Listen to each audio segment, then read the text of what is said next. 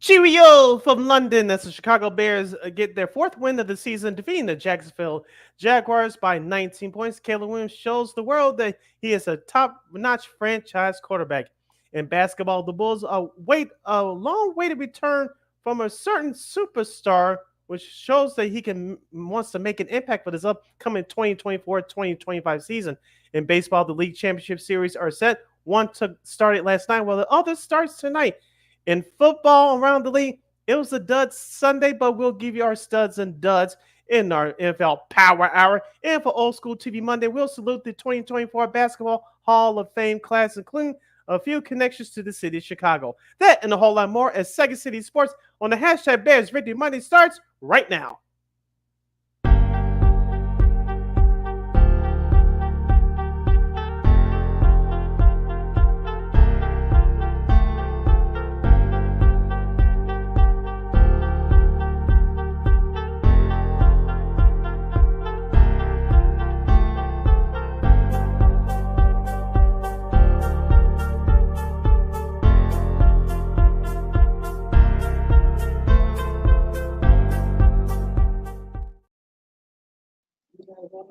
Welcome to another fun-filled hashtag Bears Victory Monday edition of Second City Sports. We're live in the living color right here on Sports Soul Chicago, along with Miss Lakeem McGee, which is she.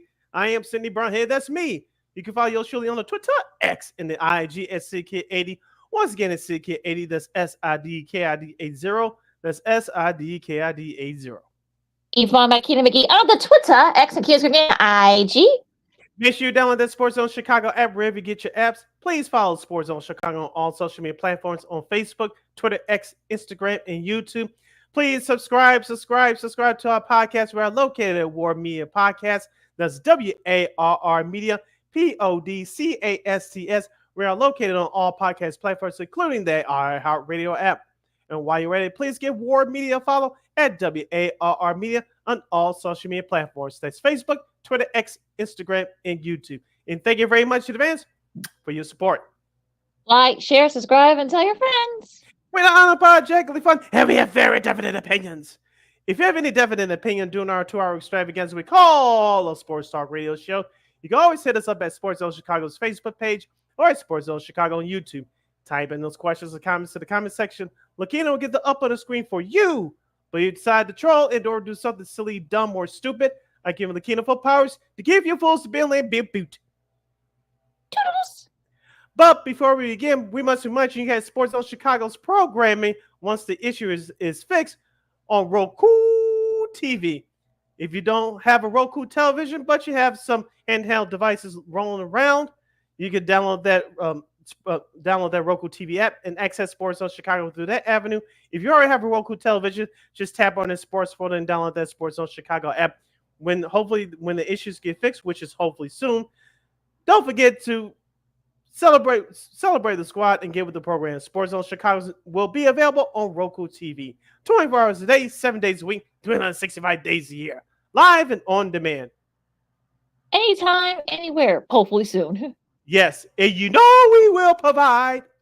And we'll be providing you with the best here on Second City Sports. Now, of course, first off, if you're off, however you feel about the holiday that we're off, that some of you are off for today. Today, you're listening and watching us for the first time. Welcome. Tell your friends about us at Sports Zone Chicago. Of course, we'll recap the rest of the Week 6 slate in the NFL. Not so many great games, but again, there's some great, interesting things happening around the league, including a big injury hitting one of the top teams. We'll talk more about that. Of course, college football, some messages sent in various parts of the country. We got our first preseason poll for the AP from the men's hoop season. That's just 3 weeks away. Of course, we'll have Old School TV Monday, apps as we always do. For that, it's going to be very topical, very interesting. So make sure you guys check out for that. And also, too, both the NL and the ALCS. Well, the NLCS, so there's going to have a game, too. They're starting tonight. And the ALCS starts tonight as well. So we'll have a preview about that and so much more. But first, 8-play for the ATL. It's another run for Swift around the left edge. He gains the corner and the first down. At the quarterback position. Williams looking deep, looking for somebody, looking for room. finds it, and he's got a lot of room in front of him. Caleb Williams slides down right around the logo.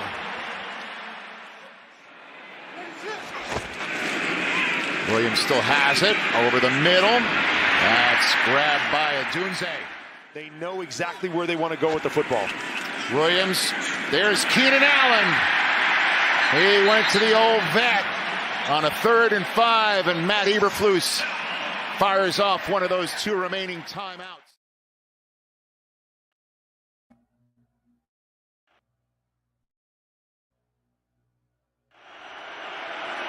Lawrence to his left. He escapes. Looking for a first, won't get it. Clock winding down. Just get it off. Williams from his pocket. Flips it out to Johnson, who tips it to himself for another first down grab. Caleb is comfortable in this set. Williams over the middle. There's Rome Adunze. Takes it to midfield. After a slow start. Another quick throw. And there is none other than DJ Moore for their last 3 on 3rd down. There's Ingram. Makes a move, but he's going to be ruled shy. And that is highlights courtesy of the NFL Network. Of course, that's Rich Eisen, Hall of Famer Kirk Warner, with the call of that game as the Bears take care of business against the Jags. 35-16. And yes, this is the first time the Bears have gone back-to-back, scoring 30-plus points since 2013. Get that out of the way. And I guess this was considered a Bears home game, of course, since they were at Tottenham Stadium in London. I guess it's like 9 in a row for them. Home wins for them dating back to last year. Caleb Williams to return 26 yards, 4 TDs, and just a really solid showing by him. DeAndre Swift had 91 rushing yards and a TD. The defense, did their thing and took care of business. They sacked Trevor Lawrence and Mac Jones. Of course, he got banged up near the end in garbage time 4 times. And, it's just one of those things where, look, they're 4-2 right now. They're off this week, the Bears are. And look, you're 3-3, 4-2, fine. Look, you're basically where you're supposed to be at the soft part of your schedule. So I know we can do all the stats and stuff. I know there was one that Mark Potash posted that this is like the first time since 1956 that the Bears have scored 30 points in 3 straight games. So I think that's the first time since all the way back in 1956. But again, you were just supposed to go in your softest part of your schedule. So it's Caleb's been doing very well. He hasn't made any big mistakes. So okay, that's all you can really ask for going into the bye weekend. Facing a very soft part of your schedule, and I emphasize that soft part because we've seen this movie before, where we've seen guys come in and do good right away. And unfortunately, when you start facing some of the good teams, you end up showing, you're real. So let's look. You want to get excited, fine, but look, those of us who want to kind of wait and see how he does against some of the top teams in the NFL, let's just hold off on some of the praise, if you will. I know we keep saying this, and we'll say this again. The NFL is a week-to-week league, and we gotta judge it for what it is. As of right now, looking with the Bears being 4-2, the tide is turning. You just mentioned it. 3 straight games of 30, scoring 30 or more points. Where have you seen that? It's been a long time since we've seen that around these parts. Caleb Williams, besides that early turnover, I thought he played a hell of a game. Let's give credit once again to Bears offensive coordinator Shane Waldron.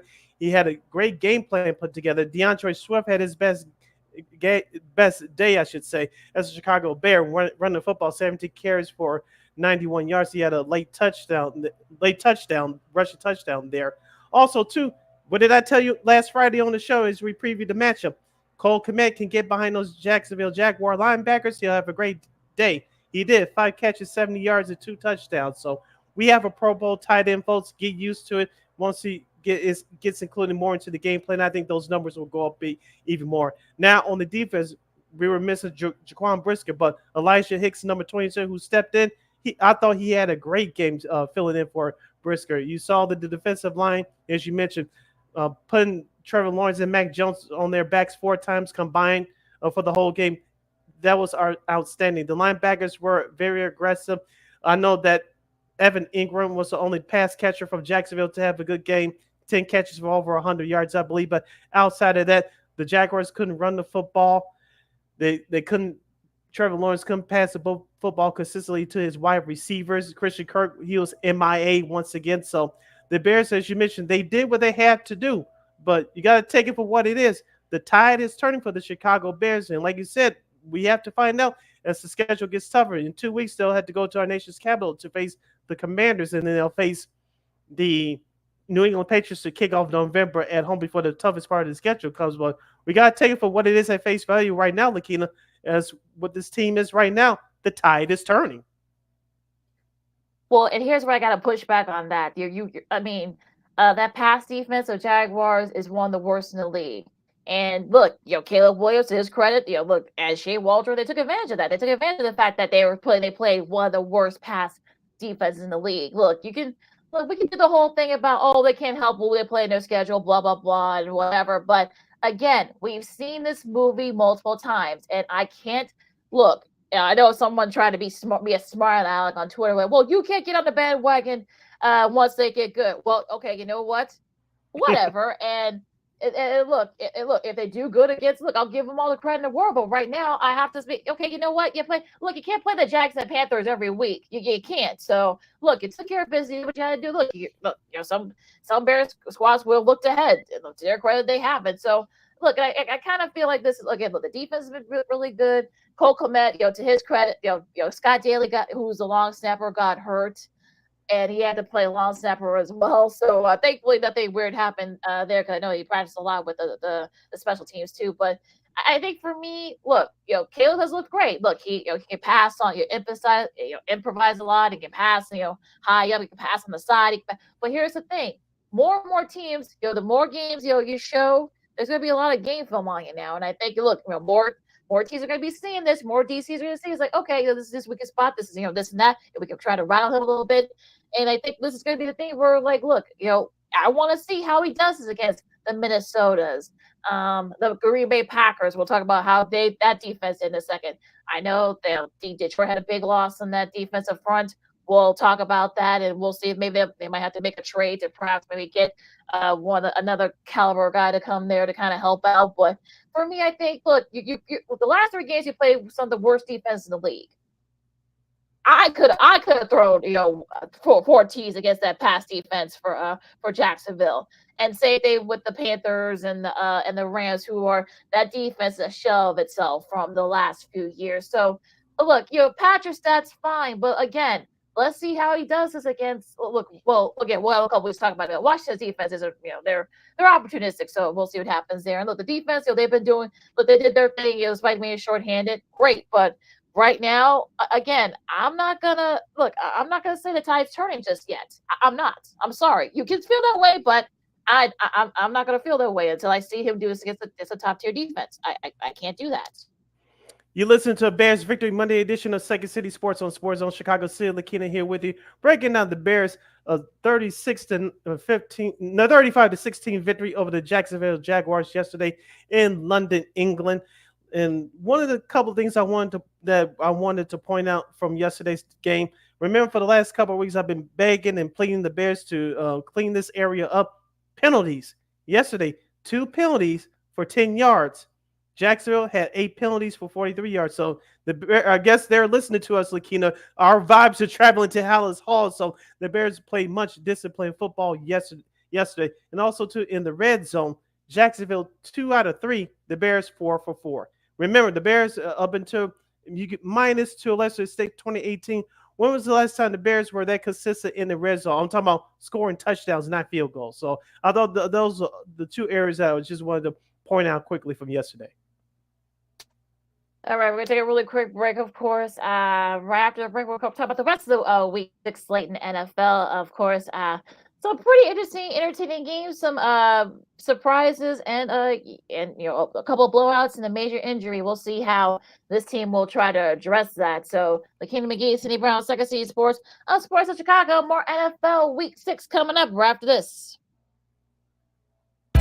This year, my mom got me the perfect bag for back to school. These colorful binders help me stay organized.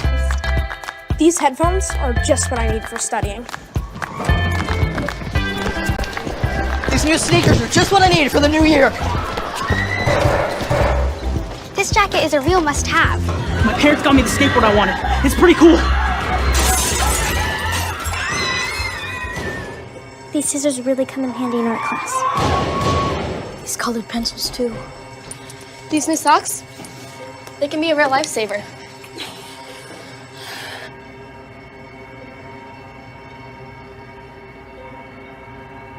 I finally got my own phone to stay in touch with my mom.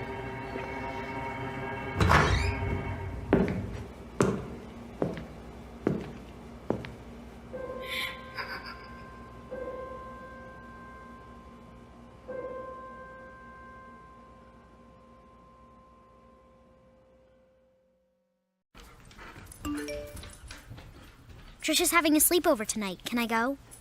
I wonder about Lucy's friends. What should I say? I know you're only 10, but one of these days a friend will offer you a drink. And alcohol at your age can lead to so many things. None of them good. So can I go to the sleepover? Lucy, I want you to promise me I something. finished my homework. Bigger promise. If there's any drinking, I want you to say, "No thanks, not my thing." Mom. I promise you, your real friends won't care. Deal? Sure. Really? I promise, Mom. They really do hear you. Did you pack your toothbrush? For tips on how to start the talk, visit underagedrinking.samhsa.gov, a public service message from the Substance Abuse and Mental Health Services Administration.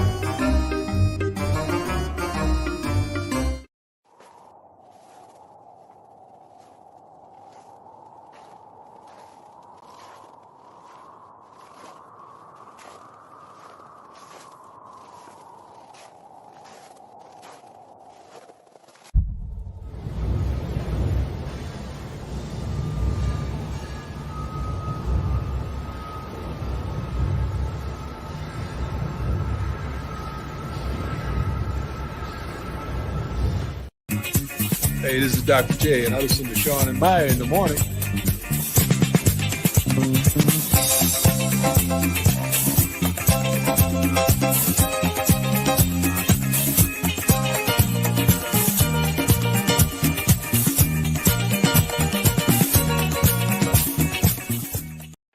Eight-play drive. Williams gets out of trouble to his left. Now he keeps it again. He's got a lot of room. Williams inside the 5. Let's throw into the end zone. There's Komet doing it all here in London. Just get it away. Williams, nice, quick dart throw to Keenan Allen. Keenan Allen touched 4 yards shy of where they thought he wound up. At any rate, it's 1st and 10. There's Swift on a screen, making his way through, down to the 8-yard line. Gain of 20. All right, more highlights from NFL Network. Welcome back to Second City Sports on Sports Social Chicago. I'm Lakina McGee. You can follow me at Lakina McGee on the Twitter, X, and Gears again, IG. I'm Sid the Kid. You can follow yours surely on the Twitter, X, and the IG at SidKid80. Once again, it's SidKid80. That's SIDKID80. That's SIDKID80. We have less than 85 minutes left of this extravaganza we call a Sports Talk Radio Show. If you have any questions or comments for us as we review the action from Week 6 of the NFL, and if you have any leftover thoughts from yesterday's Bears victory over the Jacksonville Jaguars from overseas in London, you can hit us up at Sports Zone Chicago's Facebook page or at Sports Zone Chicago YouTube. Type in those questions or comments to the comment section. Lakina will get them up on the screen for you. All right, one of the best parts about the Bears playing early is that I don't have to worry about having to watch a Bears game for. Well, actually, I didn't watch that much of the Bears game yesterday, but watching the rest of the games, it's going to be I don't have to worry about that. So probably one of the better games of the day had the Ravens over the Commanders. They're going to be playing a little bit more in the next few years, and then they want to try to get a rivalry going. Lamar Jackson for 323 yards, a TD and an interception. Rookie Jaden Daniels threw for 269, 2 TDs. It was really the defense that stepped up for the Ravens as the Ravens held off the Commanders 30-23. It ended up being a pretty entertaining game. Yeah, the Washington Commanders kept right on with the Baltimore Ravens. Every time you thought that the Baltimore would pull the game away, the Commanders would come back. Jaden Daniels didn't have a great game, but he didn't have a bad performance either. It was the Commanders' defense that were under the pressure down the stretch. You talk about Derrick Henry, a.k.a. King Henry. He was back yesterday. 24 carries, 132 yards in total rushing and 2 touchdowns. Zay Flowers stepped up big time with 9 catches, 132 yards. I said this before, and I'll say it again. I'm glad I don't have to watch a Baltimore Ravens offense operating like paint drying on a wall. Mm-hmm. They put up 30 points yesterday, and Lamar Jackson looked tremendous as usual. 323 yards in the passing touchdown.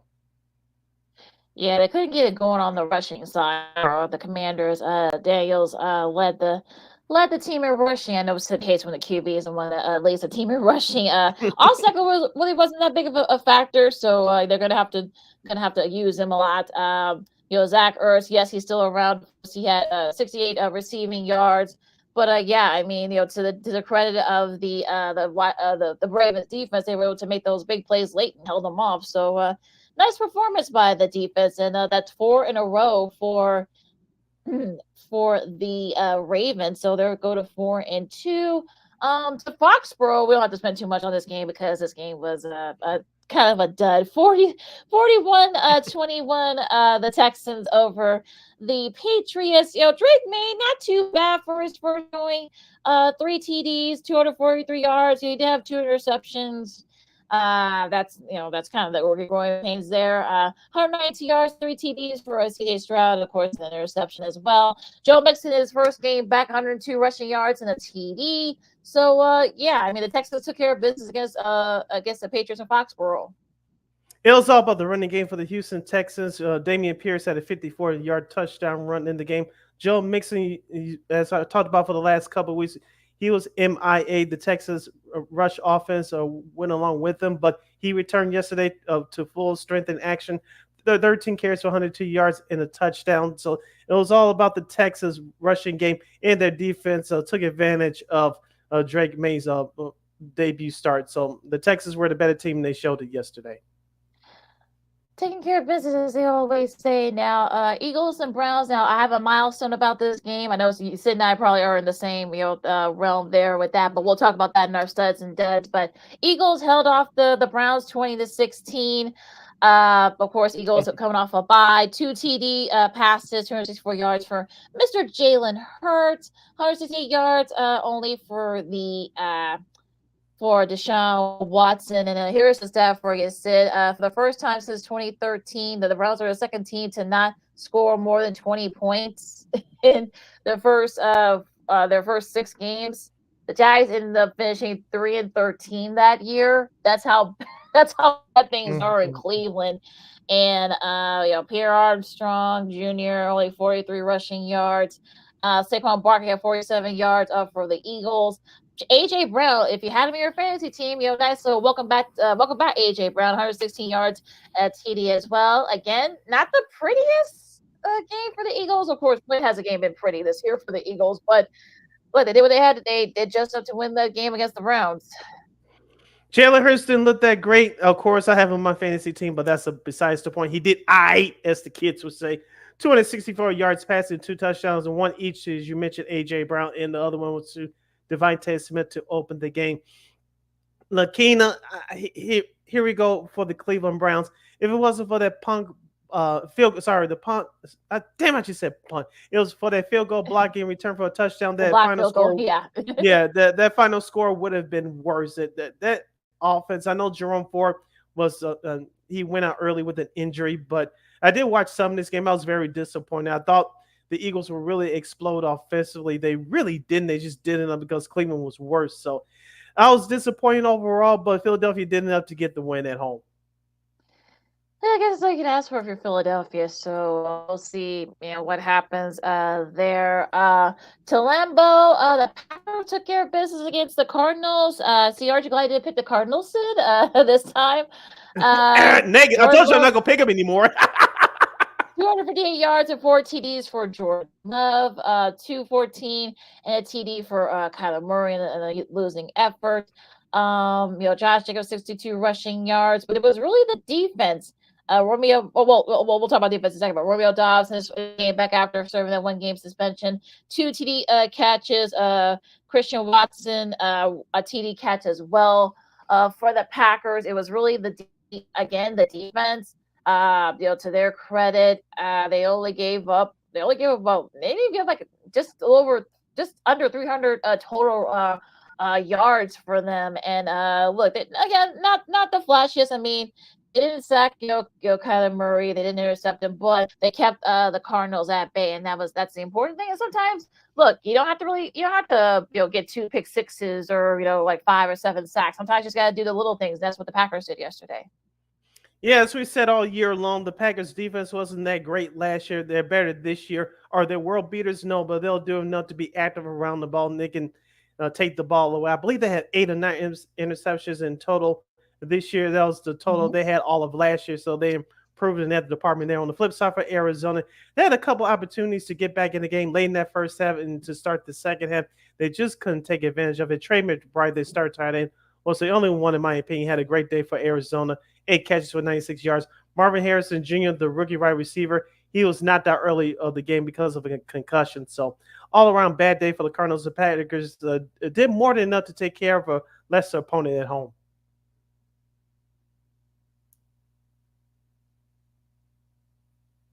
Yeah, so we'll see. Yeah, I mean, look, we'll see what happens with the with with the Packers there as they're going to meet part of their schedule too. They face Minnesota on Sunday, so we'll talk about that game later this week. So we don't have to worry about having to preview a Bears game.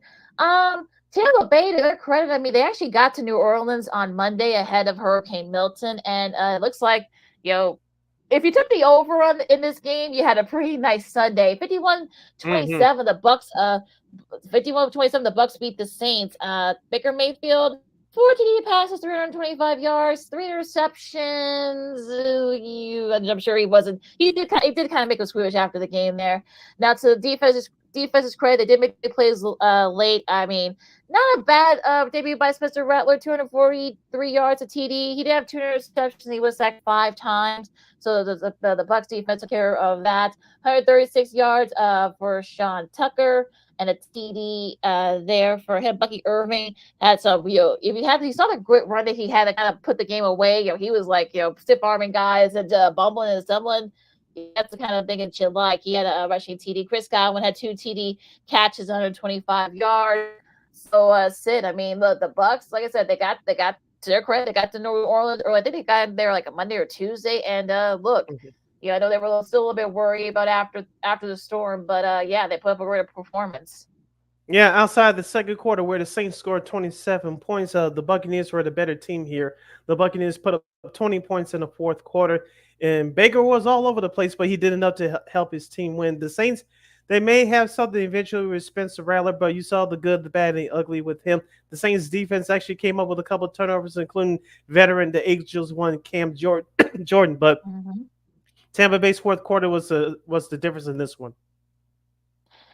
Really good showing there. They were able to kind of overcome that. So, they scored 20 on the answer, I should say. So, nice showing by them.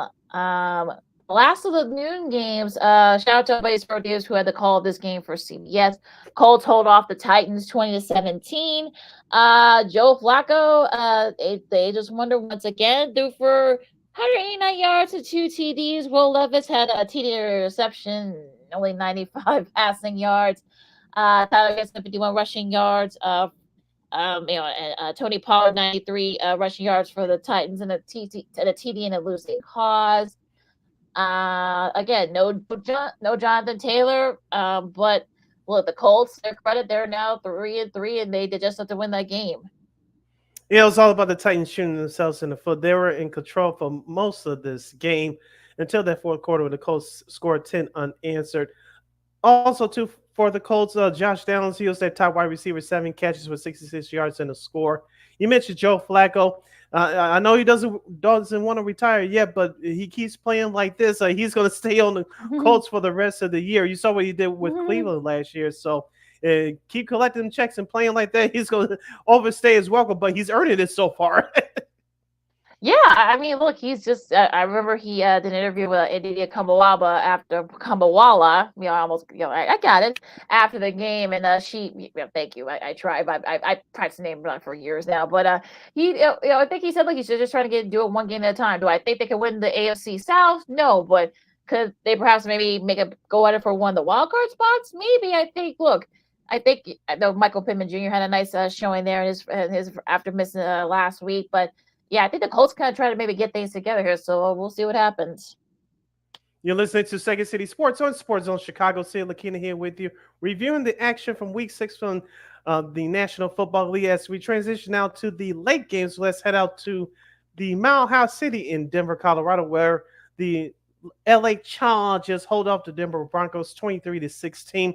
Justin Herbert for the Chargers, 21-34, 237 yards and a touchdown pass. J.K. Dobbins for the Chargers, 25 carries, 96 yards in the score. Head coach Jim Harbaugh left early because of an illness. I believe he did return to the sidelines. Denver scored 16 unanswered points in the fourth quarter, but it just wasn't enough. It said 3-game win streak comes to an end. Yeah, and we all picked Denver, so that I knew that was going to happen. But I thought I picked the Chargers. I think yeah, you did pick the Chargers. So yeah, Christy and I we picked Denver, so it was a pretty bad showing there for us. But look, I mean, and I think it was I forgot what it was that Coach Harbaugh has. It's sort of like one of those heart things where like your heart goes like 250 to 300 beats per minute, and I think the high altitude didn't really help him. So he was able to kind of calm himself, and I think they gave him something to kind of get it going and.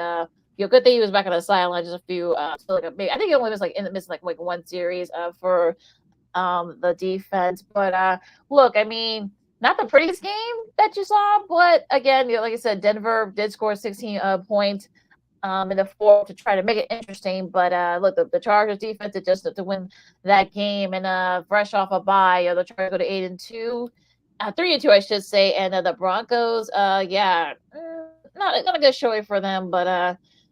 I mean, that's really all you can say. They fall to 3-3 right now at this juncture of the season.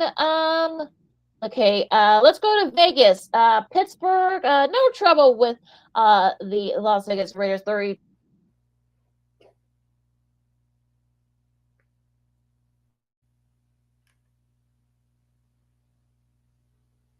Okay.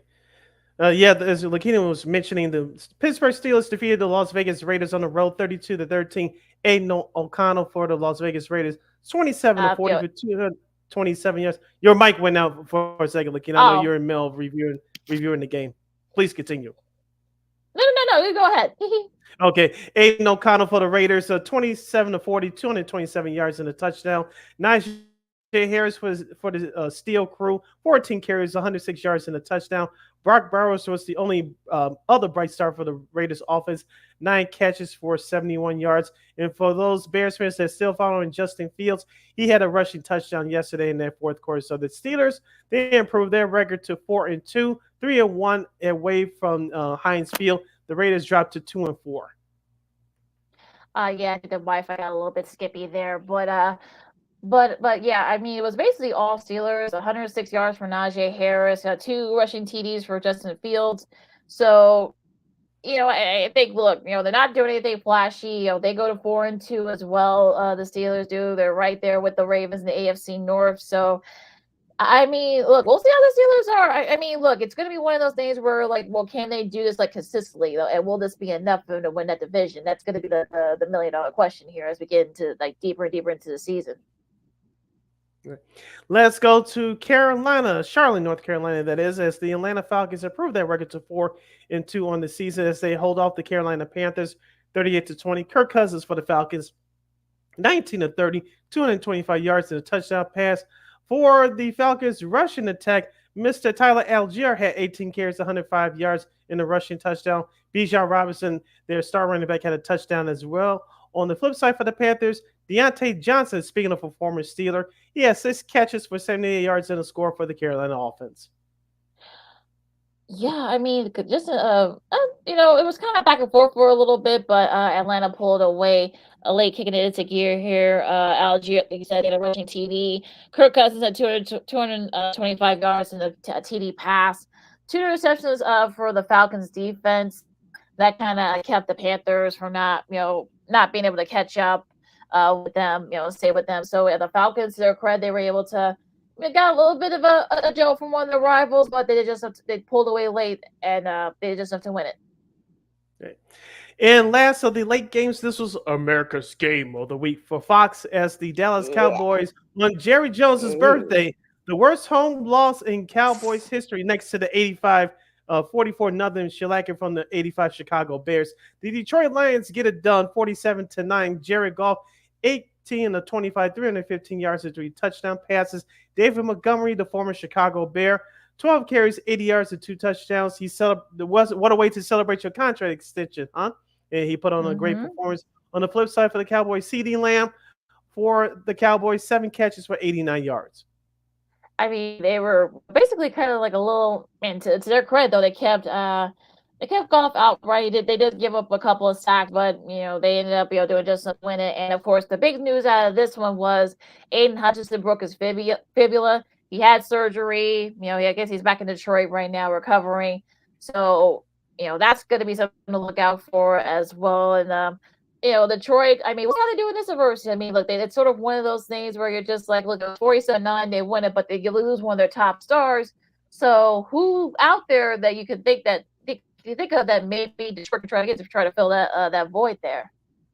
Yeah, that's a $64,000 question. I don't know, but that's up to Detroit's front office to figure out. But whoever's a Pro Bowl type pass rusher, they out there for a reason, because of age, because of injury, whatever, what have you. But the Lions front office got to find someone to fill those shoes. It's very hard because Aiden Hutchinson is one of the best young pass rushers in this league. So Detroit has a tough task ahead of them. Going into the Sunday night game, I'll admit I didn't actually watch them. I actually was turning back and forth between that and the Mets-Dodgers game. We'll talk about that after the break. But the Bengals beat the Giants 17-7. Joe Money Burrow, as our Christine McCarthy calls him. He had a 55-yard run for the TD to start off the game. He actually added another TD pass after that, 208 yards. Passing total. Daniel Jones, an interception, 205 yards. He also was leader in the rushing department for the Giants. I know Sid hates that. But yeah, I mean, again, not the prettiest game. It really wasn't. But the Bengals, look, they took care of business up there in Jersey, get their second win of the season. I did not turn to this game not one time. I was watching the baseball game as well. All the Giants fans there at MetLife Stadium booed the hell out of them. They traveled, talking about the Giants 7-0 at half. I know they got on the board to start the third quarter, but outside of that, another large performance in front of a national audience at home on Sunday Night Football. Remember what happened last year in Week 1? They lost to the Cowboys 40-0. The Giants had a surprise win last week at Seattle, and you follow up with a dud performance at home on national television. The heads are about to roll with the New York Giants, i.e. your head coach, i.e. your quarterback, if they don't get it back turned around. And it could be a guy out on that defense that could be on the move if they don't turn things around. So we'll see what happens with that. Going into our studs and duds, you start, Sid. Thank you. My first stud will be from the Chicago Bears. Caleb Williams, despite that interception early, he had 4 touchdown passes as the over 226 yards as the Bears defeated Jacksonville Jaguars 35-16 in London to improve their record to 4-2 on the year. My second stud will be Joe Mixon of the Houston Texans, 13 carries, 102 yards, and a touchdown as the Texans dominate the Patriots 41-21 on the road. And my third stud will be Mr. Sean Tucker, the third-string running back for the Tampa Bay Buccaneers, 14 carries, 136 yards, and a touchdown as the Buccaneers, 20 unanswered points in the fourth quarter, helped dominate the Saints 51-27 on the road. Very nice there. Going back to Thursday for my first stud, Brock Purdy, 255 yards and 3 TDs. Easily his best game of the year so far. The 49ers go back to 500. Their defense has been playing really good against one of their big rivals in the NFC West, the Seahawks. So hopefully this is sort of like a way to kind of get back in the role as Christian McCaffrey. He comes back. I'll say the Houston Texans. Well, I'll say the Tampa Bay Buccaneers for my second stud because despite Baker Mayfield being erratic, he got it together.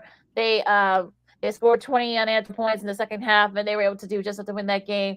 No, they had a really rough week, with having to throw off their schedule with the hurricane, Milton, and everything else. So they were able to get a great performance and rally around each other. That was a great showing there.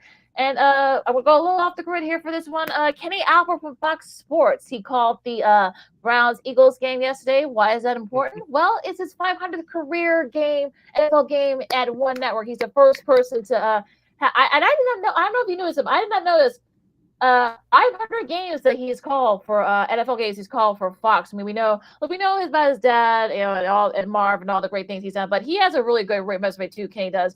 He does Rangers games and. He's done some baseball as well. Just a really great broadcaster and a great guy too. So 500 games at one NFL games on one network. That's incredible. Considering all the great broadcasts over the years, he's the only one that has 500 games called for Fox in his credit.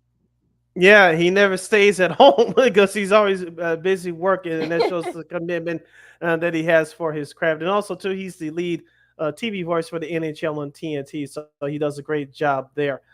So salute to him.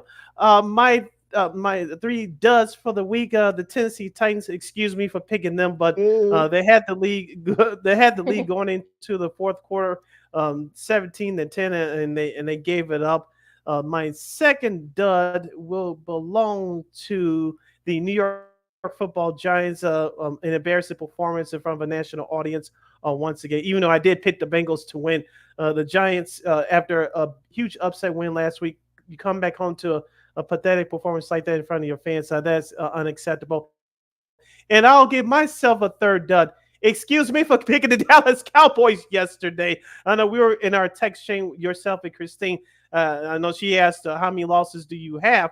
I said 2. One of them was the Dallas Cowboys game.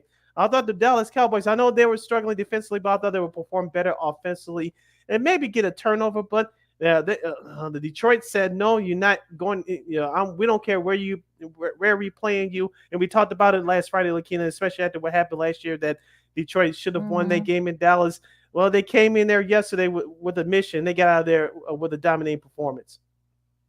Yeah, they really want to atone from that loss last year. So, and they remember that too. I think they kept it. I think Ron St. Brown thinks that they kept that loss. They actually watched a clip of that game from last year because they got them motivated. Mm-hmm. So, look, the Cowboys. That's one of my duds as well. I mean, I know people want to say it's the injuries, but overall, the structure of that team just isn't very good. And yeah, nice little call for birthday present, Mr. Jones. So, sorry, all you Cowboys fans that were hoping and praying for something different this year. Same thing with the Giants. I mean, there's a reason why I think there are a lot of people that turned away from that game by the second half because it just wasn't. It was just bad. Dexter Lawrence, I think, could be on the move. Detroit could use him in their defensive front. Just saying. You're wasting him. So that might be a name to look out for too as we get close to the trade deadline. And Cleveland. What the hell's going on over there? I mean, I know that you're supposed to be back next week. So, in the Battle of Ohio, but against Cincinnati, we'll see how that goes. But I don't think he'll be able to save their season. But Kevin Stefanski, I don't know what's going on over there, but a head should be rolling down there in Cleveland. They only got 1 win. So, it's brutal. it may be time to put in Jameis Winston at quarterback despite the price tag for the Deshaun Watson. I'm just saying. Tonight, Monday Night Football will wrap up Week 6 as the Buffalo Bills will take on the New York Jets at MetLife Stadium in East Rutherford, New Jersey. You can watch that game on ESPN and ABC. I believe the Manicast will be on too on ESPN too. The Jets are 2-3 and the Bills are 3-2. This is for first place if the Jets win tonight. Of course, Robert Saleh is out as the New York Jets head coach. Nathaniel Hackett later on around this time last week got the boot too as offensive coordinator. So I picked the Jets to win tonight. I'm not going to change that. We saw what happened last year. Aaron Rodgers 4 plays in, out with the Achilles injury for all of last year. As I said last year, and I say it again this year, Lakina, the Bills have struggled at MetLife Stadium over the last 4 or 5 years until they show me something. I got the Jets in this one tonight. The Jets, because of what's going on around them over the last couple of weeks, especially with this firing, they'll come out tonight with a better performance. You hope so. And I think for the Bills, you just want to look, Josh Allen, I don't know what's going on with him, but you got to try to O-line the Bills. You got to keep, you got to keep your guy upright. I think that's really going to be the key here. They got to keep him upright. They got to try to see if he can, make things interesting. And there, James Cook, I know he didn't have a good showing last week, but he really needs to get it going there. It's going to be tough against that front seven for the Jets. So it could be, it might be entertaining. I don't know if it's going to be in a good way, but it will be an entertaining game tonight over there at MetLife.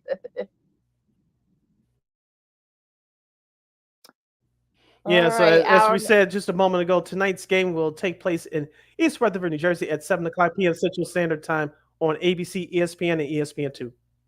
All right, hour number 1 in the books. Hour number straight ahead. This is SEC Sports on Sports Zone Chicago. Of course, let's go to Diamond Sid, the LCS in full swing. The Dodgers dominate the Mets in Game 1. Can the Mets come back in Game 2 today? And also, too, of course, we'll talk about the Guardians and the Yankees in the ALCS. We'll have Week 7 of college football. There's 11 teams left that are still undefeated. Is your favorite team one of them? And a game, Illinois game that they should have lost that game. We'll talk about that coming up. And also, of course, we got a fresh batch of college hoops a poll that came out. We'll tell you who's number 1 team there is, and a whole lot more, of course, a special edition of Old School TV Monday. So a lot to do still. Lakina McGee, City Brown, Second City Sports on Sports in Chicago. More fun coming up right after this. No, I don't know though. I'm scared. I mean, you're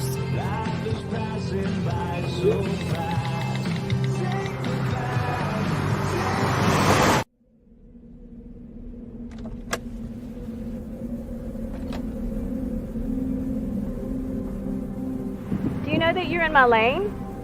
No, not at all. Are you not paying attention? Are you texting? I was just checking in with my mom. I was telling her that I thought we'd be home by 6. It's okay. There's enough time. Just pay attention. I'm not even halfway through my text. There's no way. I'm not even going to look up. My babies are in the car. You have to pay attention. It's just supposed to be a quick text. I'm so sorry.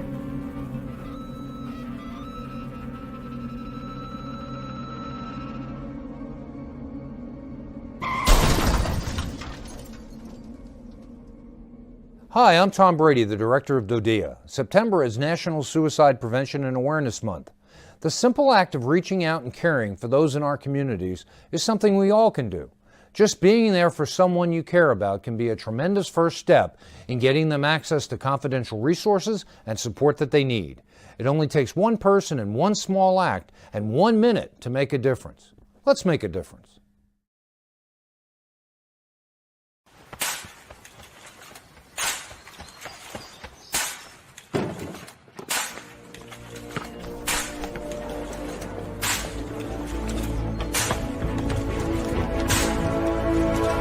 Move it!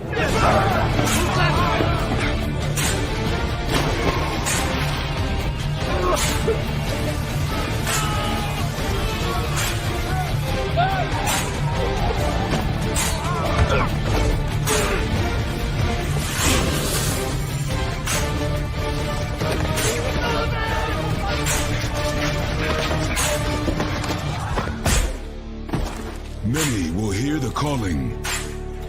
Few will earn the title. United States Marine. The few, the proud, the Marines.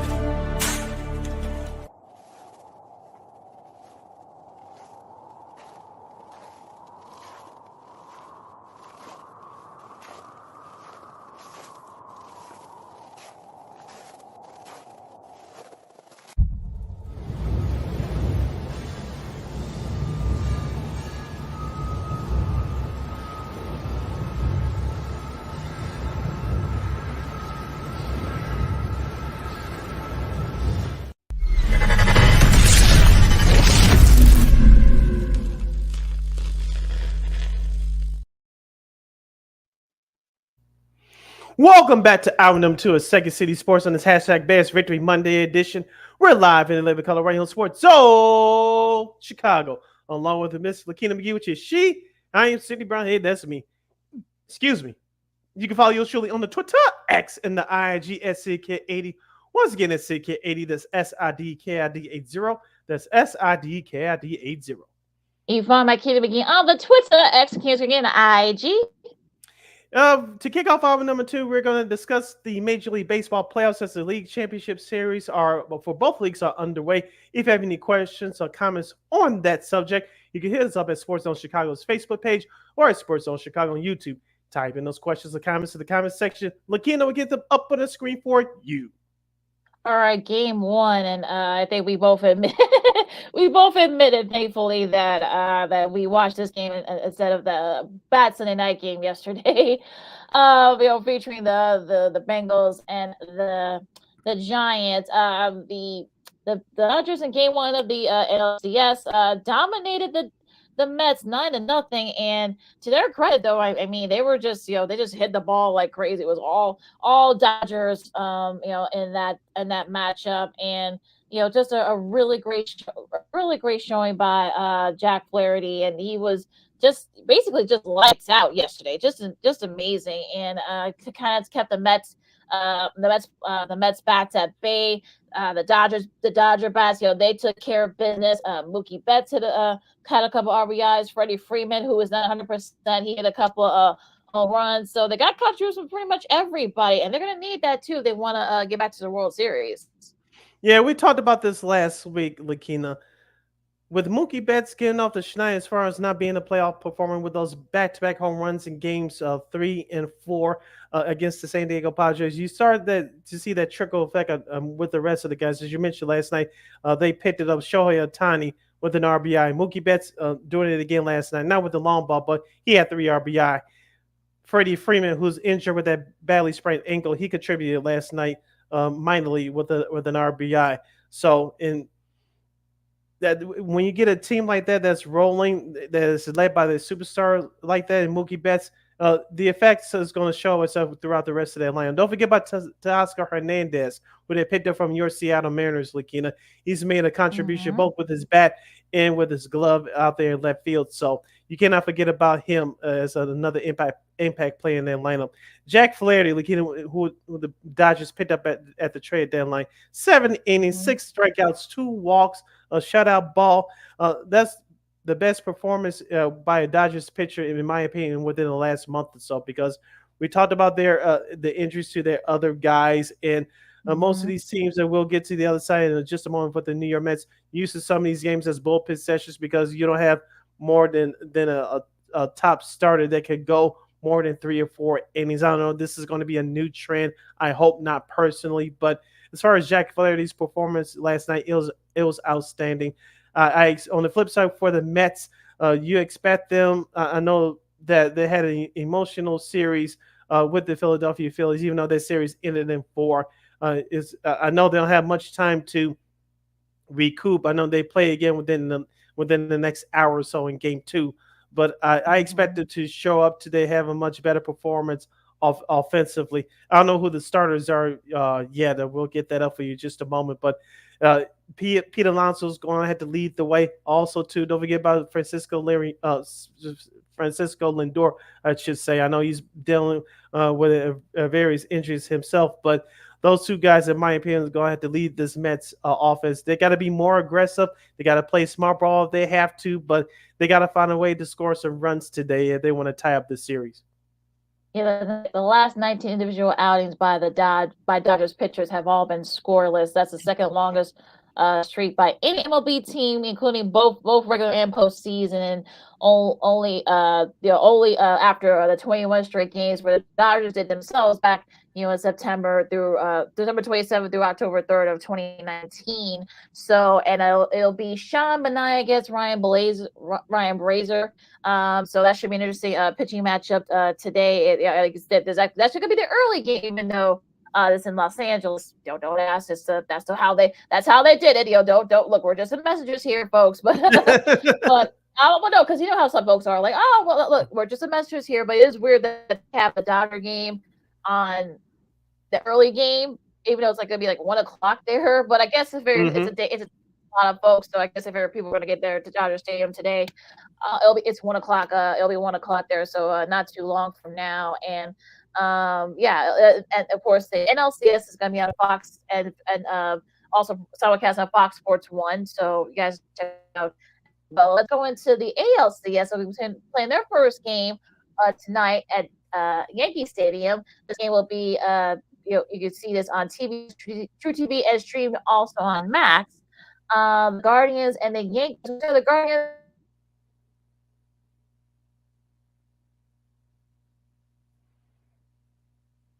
Their top hitters come back and win that game. The Yankees, I know they want to get back into the World Series. Having Anthony Rizzo back, despite that finger injury, it's going to be more of a pain tolerance for him. Also, Marcus Sherman also makes the ALCS roster for the Yankees. That's going to be a big matchup for them. And look, these two teams, they split their season series. So the Guardians are kind of match the Yankees, pound for pound here. So it's going to be interesting to see what they do in this series. But I think the key for me, if you're the Yankees, you want to try to set the tone early and try to maybe see if you can force Cleveland from behind and use a little bit of that experience that you got. So that's going to be the key for me in this series. Now the Guardians, look, I'm not going to say the Guardians can't do it because we've seen them do it. Look, they did it against against their divisional. So we'll see how they do against a top team like the Yankees. We'll see how they kind of set the tone there. Yeah, let's go back to Game 5 of the clincher last Saturday against the Detroit Tigers. Congratulations to the Guardians on winning that series. They got to Tariq Schoolboy, the starter for the Detroit Tigers, early. And we talked about it all year, Lakina. This Guardians team is led by their offense, Andres Jimenez, Jose Ramirez, both Josh and Bo Naylor, all those guys that have been leading the charge all year long. Now, coming into this series, as you mentioned, against the Yankees, like you mentioned, they got getting a couple of healthy guys back. Aaron Judge didn't do anything in that opening round against Kansas City, but Giancarlo Stanton had a big series. Juan Soler has a big moments in that series with his bat, along with the glove as well.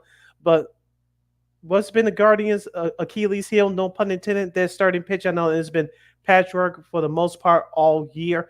I want to see how they starting pitcher they try to attack this Yankees lineup, because if they pitch all over the place in this series is going to be over quickly than people anticipate. I just want to see how that Guardian starting pitcher holds up against this Yankees offense. Now, as you mentioned that Anthony Rizzo's back.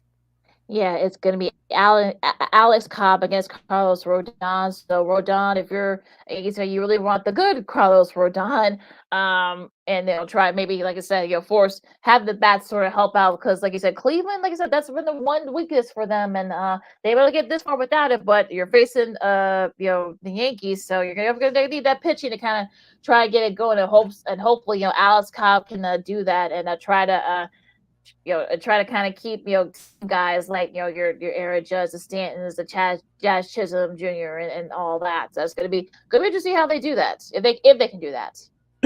Yeah.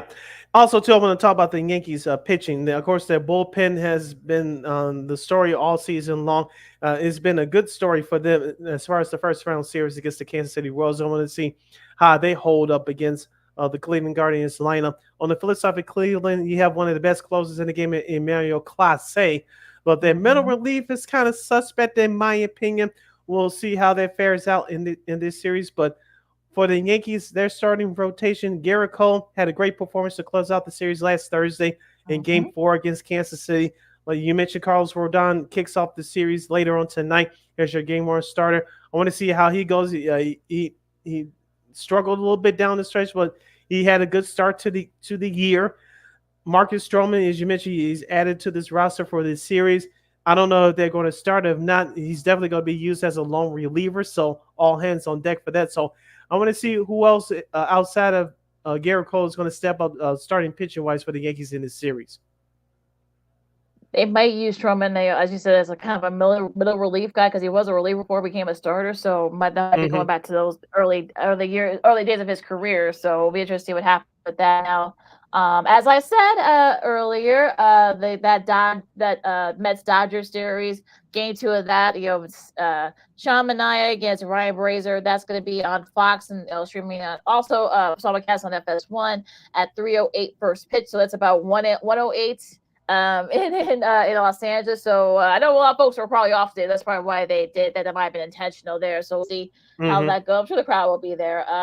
The Guardians and the Yankees, Game 1 of that series will be on TBS, True TV, and streaming on Max. That'll be at 6:38. Alex Cobb against Carlos Rodon. Game 2 tomorrow of the ALCS, also streaming, also going to be on TBS, True TV, and Max. It'll be Tanner Bigby against Garrett Cole. So there's a Garrett Cole start right there on Wednesday. Game 3 of the NLCS. We'll see how it is. Is it going to be 1-1? Is it going to be a 2-0? We'll see. No pitching matchups yet. That'll be at 7:08 on FS1 and on Thursday. I think both games. It'll be Game 3 of this will be the first Game 3 of the ALCS between the Yankees and the Guardians. Clark Schmidt against no decided decision as of yet for the Guardians. Again, TBS, True TV, and Max. Also to Game 4 of that.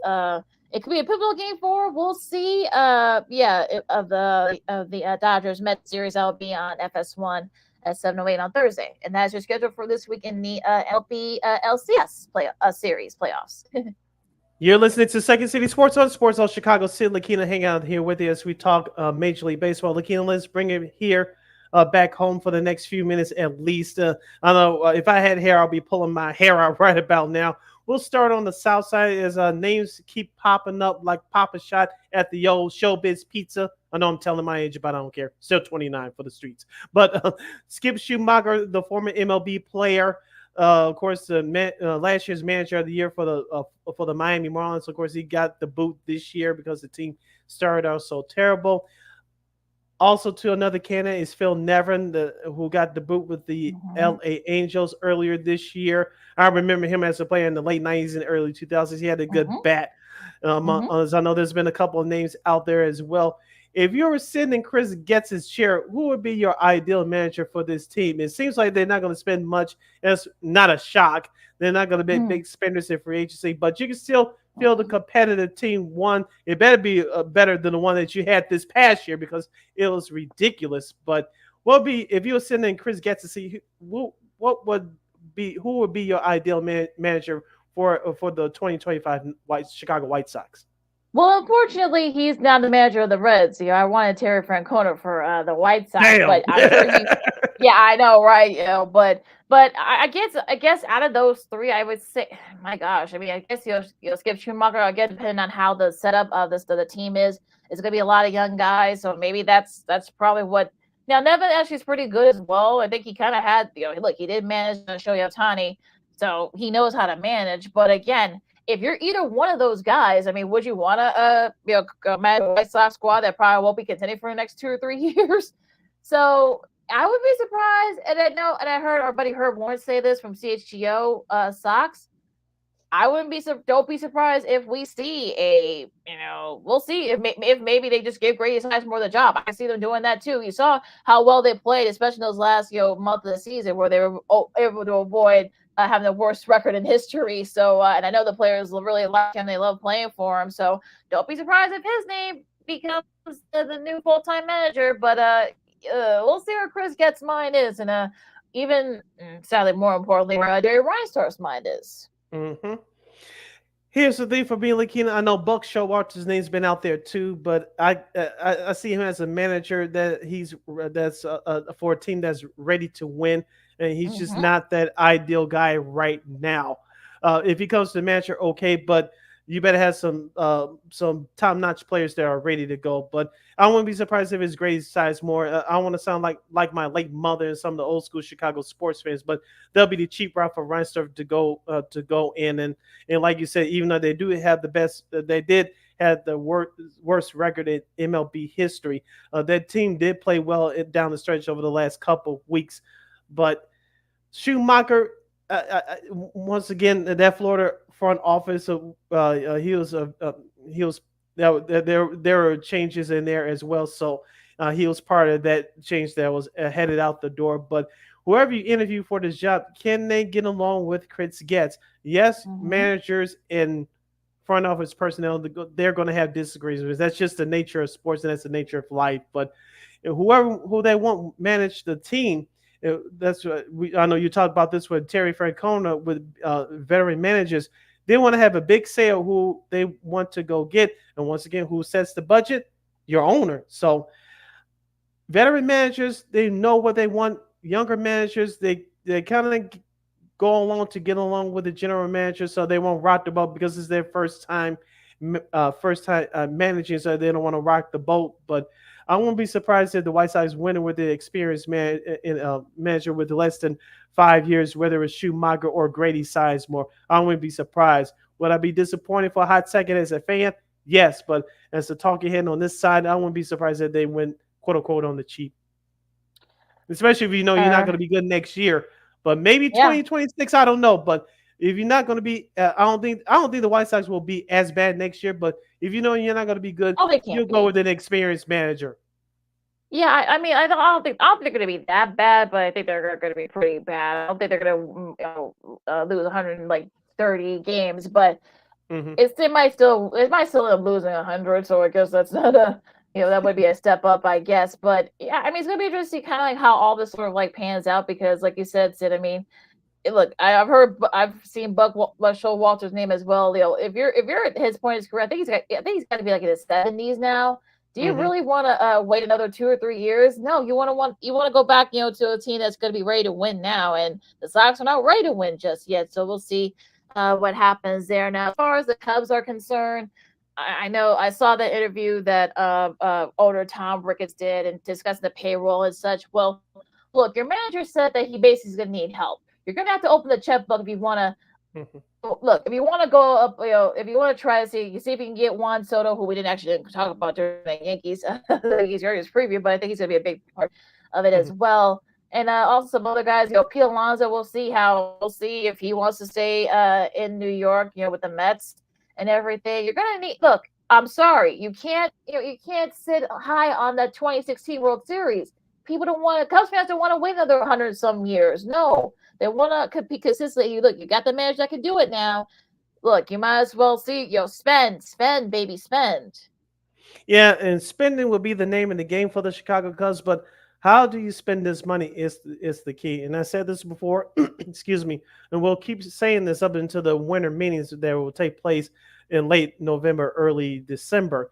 The Cubs will need another starter. Well, we saw, unfortunately, that Justice Steele was injury prone this year. When he's healthy, he was one of the best young left-handers in the league. You saw what you got out of Shota Imanaga in his rookie year. I don't know if he's going to win in a rookie of the year. I doubt it, but he'll be up there as a finalist. Kyle Hendricks is going to play for another team to finish out his career, or he's just going to flat out retire. Number two, you need a bullpen help, i.e. a closer. Albert Alzolay, who struggled this year. Now we know why, because he's going to be out next year because of Tommy John surgery, which means you're going to have to get a closer. You already gave Hector Neris the boot before the end of the season with a month to go. Partially, they didn't want to pay him either, but that's a whole nother issue. But you're going to need a closer. Number three, which leads to what you talked about, number three, you're going to need a big bat in that lineup. Is it Pete Alonso? Which I don't think so, but I think realistically they have a better shot at him than Juan Soto. But is it a trade? It was probably going to have to be a trade via Vladimir Guerrero. Let me repeat again, if that's the case, Toronto is going to ask a boatload of prospects from your organization. Just like the White Sox, the Cubs have a bunch of pitching prospects that are coming.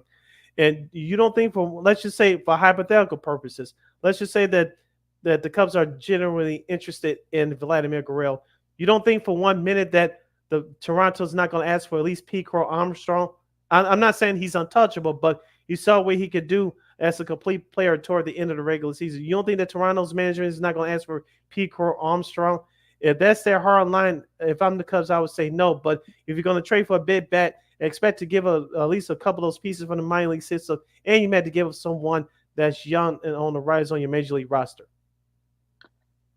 Gonna be interesting to see what they do. I know they have a couple of top prospects down there, for the Cubs, and it's gonna be interesting to do. I mean, they may have to give away one or two of those guys if they want to try to get a Vlad Guerrero Jr. So, it's gonna be one of those things for what they do because Ricketts' words are ringing hollow now, and look, you're not going to be able to feel the team in that respect. I mean, we'll see the division. We'll see how the Brewers look next year. The Reds could take the next step next year.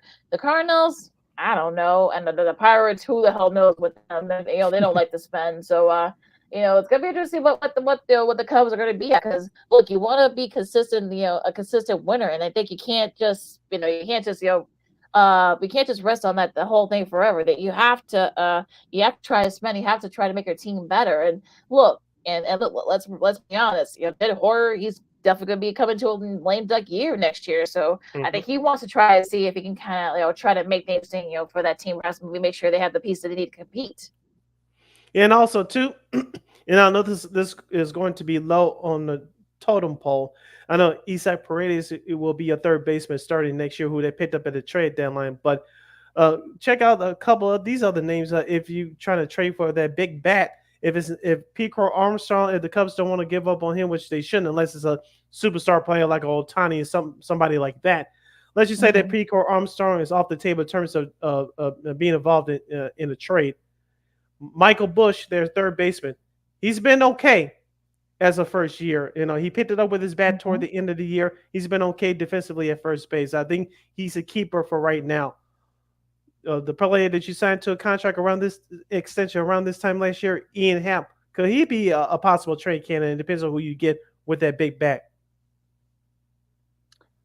All right, so we got a lot of stuff coming up with the winter meetings and stuff. We'll see. I'm sure there's gonna be a lot of buzz about players and teams, versus who's gonna go. So gonna be interesting to see what happens there. We'll have a little bit of time to talk about that here on Second City Sports. On Sports in Chicago. And speaking of, we're gonna take a really quick break. Of course, we got college football coming up. Illinois almost loses to Purdue, really, and a great comeback by Penn State. And old school TV Monday, a special edition of that. A bull makes his long awaited return, and so much more. Lakina McGee, City Brown, Second City Sports on Sports of Chicago. Rapid fire stuff coming up. Wrap this. This year, my mom got me the perfect bag for back to school. These colorful binders help me stay organized. These headphones are just what I need for studying.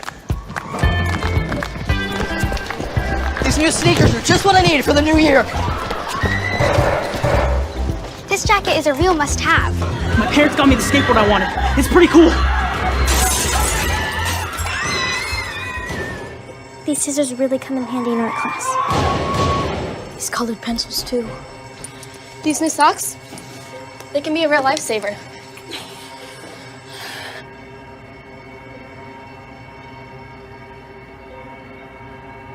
I finally got my own phone to stay in touch with my mom.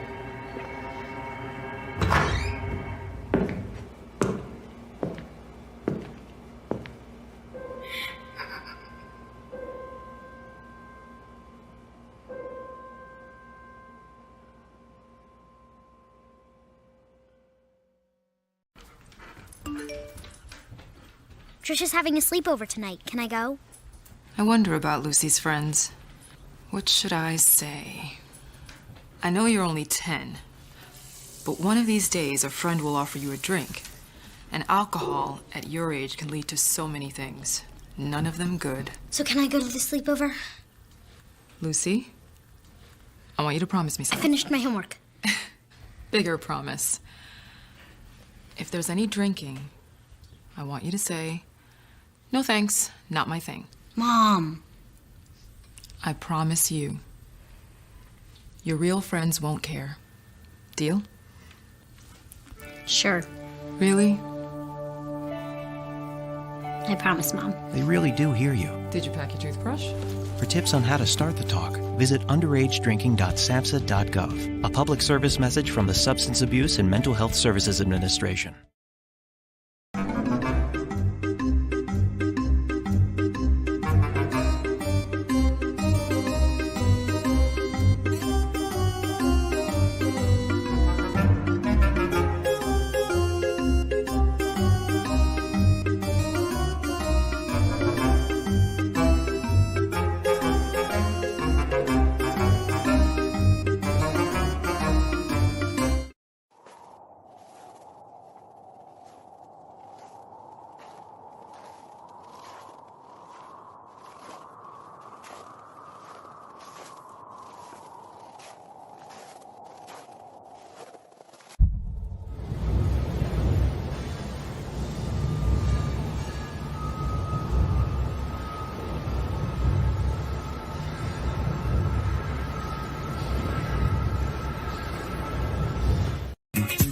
Hey, this is Dr. J, and I listen to Sean and Maya in the morning.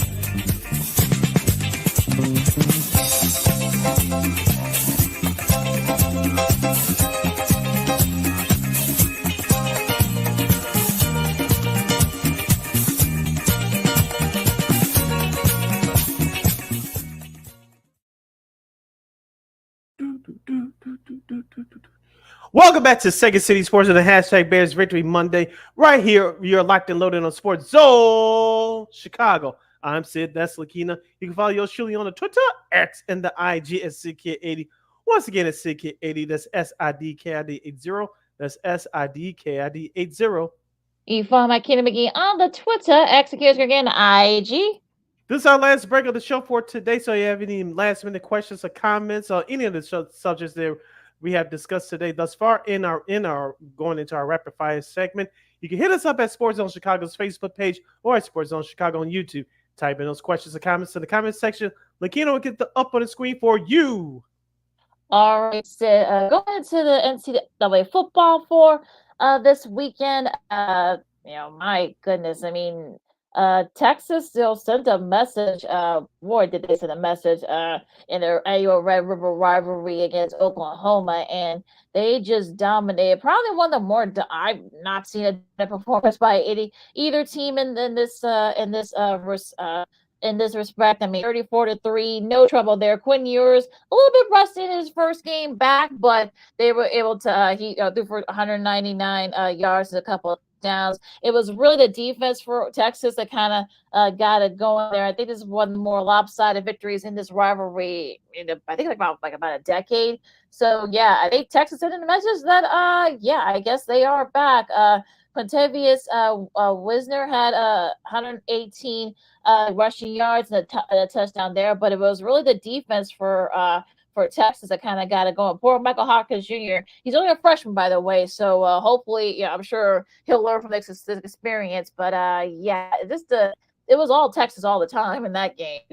Yeah, let's not forget about their stud tight end, talking about Texas Gunnar Helm. He had a great game as well. A touchdown pass off of 5 catches for 91 yards.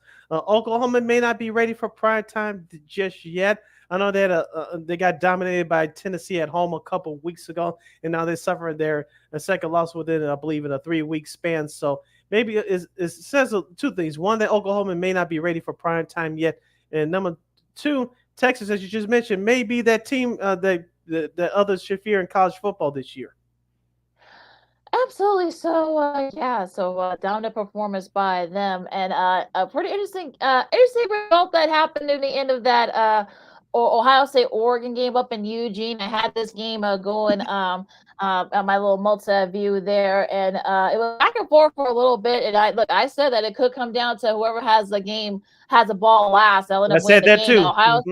Yeah, we both said that. And Ohio State did have the ball last, but unfortunately, it didn't. I mean, I don't know Bum, what was the bum, bum, mindset bum, is. bum. Yeah, just not a really good. Look, Dylan Gabriel had his best show in there. 3 TD passes, and look, he didn't throw an interception. Yay, or red zone interception. So that's good. And in Oregon, they were able to make those big plays. Will Howard, you thought that maybe they could set up for a field goal, get away a field goal for Ohio State. He stayed in bounds. The time went out, and the party on over in Eugene. Yeah, you got to know the situation there. Of course, Ohio State did not have a timeout either, so it was a play that shouldn't have not have been made. I get the idea there. They were supposed to spike the ball, but you wasted about 4 or 5 seconds looking for someone downfield, and you take off running. You just didn't have enough time. But the actual game was very competitive, as we saw. And and that was my same thought as well. Whoever's going to have the ball last was going to decide this game. And Ohio State did, but it went against it because it was their own fault. But I forgot who that player was for Oregon. They got ejected for spitting on the Ohio State Buckeye early in the game. That was just stupid. That's uncalled for. But the actual game itself was very competitive. As I said on this show last Friday, I expected it to be a high scoring game. It turned out it was. It slowed down. The scoring slowed down a bit in that second half, but that first half was just fire. I thought that Jeremiah Smith, the other stud wide receiver from Ohio State, I thought he should have been more involved. Travion Henderson, you really didn't hear much from him. He's one of the best young running backs in the country. He could be heard from years to come in an NFL uniform, but I'll let other people that know way more than me judge that better than yours truly. But Will Howard, up until that last sequence of the game, he played a great game. The Ohio State defense made a statement earlier, but Dylan Gabriel, as you mentioned, the Oregon Ducks kept at it, and they deserved that 1-point win. It was very entertaining to watch. It was very entertaining. So, yeah, nice win for Oregon. First big win in the Big Ten. So, yeah, that was a nice win. I'm sure I forgot the guy's name too. I'm sure Dan Lemon got on him afterwards too. So I'm sure he let him. Because that was totally uncalled for. It's totally one of the worst things you can do to somebody. But I digress real now. quick, real quick, Lakina. I just saw this on social media during the break. This was the Big Ten's highest rated game on any network in prime time since 2008. Very nice. So look, maybe they knew we were doing, putting Oregon and USC and UCLA and Washington in that Big Ten. So so it looked really good. Good to hear. We'll see these two teams again in Indianapolis in December. I guarantee you that.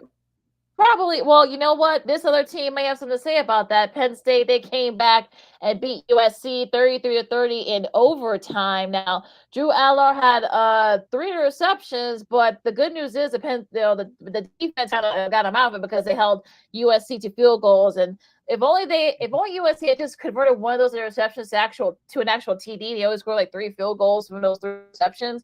This probably would not win into overtime, so that's kind of on the offense there. But kudos to Kobe King and the rest of the Penn State defense to kind of help sort of like keep them in it.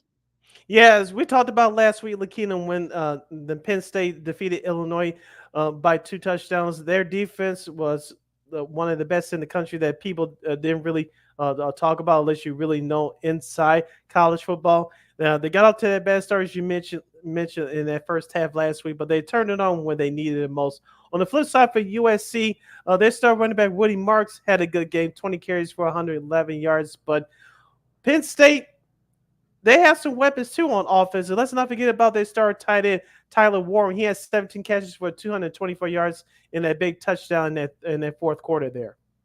Yeah, they got forced overtime there with that TD catch. So Penn State may have something to say about that. Among I think they do face Ohio State in a couple of weeks, so that'll be an interesting matchup there as well. Georgia held off Mississippi State.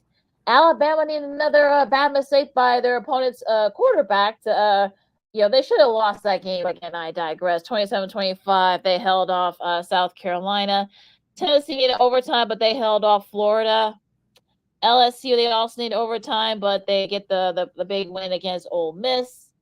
Clemson 49-14 over Wake Forest. Very quietly after losing that game against Georgia, they've been quietly coming back. They only have one loss, so that was sweet. Might have figured something out over there. So we'll see.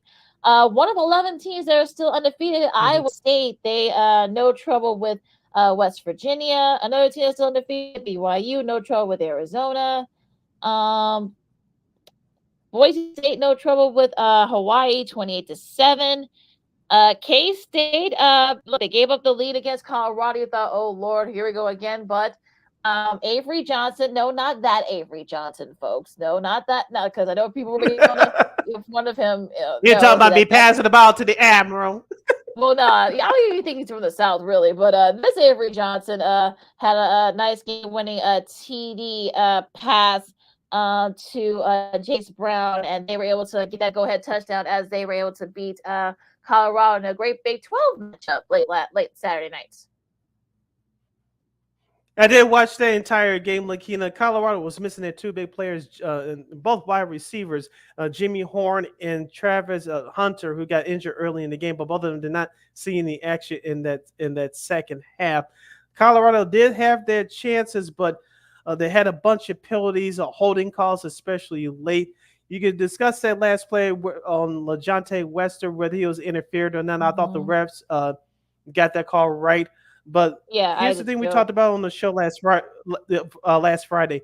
The lack of running game for Colorado and their offensive line, which this point last year was terrible. Now, they improved somewhat this year, but they went back to their old habits as they gave up 4 sacks. Shadur Sanders did throw for 3 touchdowns off of 388 yards passing, but their offensive line has to get it together. Their defense wasn't too bad, even though they did give up 31 points, but it was the offensive line. They went back to their old habits, and then the lack of commitment to running the football, that's what really killed them.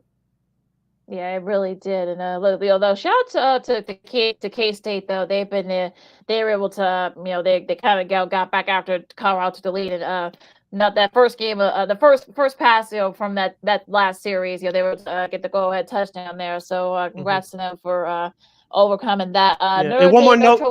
One more note for that game, Lakina. DJ Giddings, he's the truth, as the kids would say, from K-State. 25 carries for 182 yards. Mm-hmm. Yeah, he's one of those guys where I remember when they had that game against Tulane, which you probably think they should have lost, but he was the big reason why they were able to hold off in that game. So, he definitely is a stud there. Now, Notre Dame, no trouble with Stanford. They did lose one of their top corner guys, though. Benjamin Morrison injured his hip during that game, and he's done for the year. So that's a huge loss for that Notre Dame secondary. Mizzou, I know our buddy NBC Chicago's Mike Berman is in a better mood this weekend. Of course, they took care of business against UMass. Pitt, they stay undefeated. They held off Cal, Illinois, and Purdue. 50-49 in overtime. Purdue came back from I think was it 24 points. They forced overtime. Purdue to their credit, they did go for 2 and they just missed it. But Illinois should have lost that game. Sorry, all you Illinois grads. Yeah, I know we have a lot of them. We know, but even I think they'll say that they should have lost this game. But there was no reason why they should have went to overtime against Purdue. No shade to the Boilers, but no.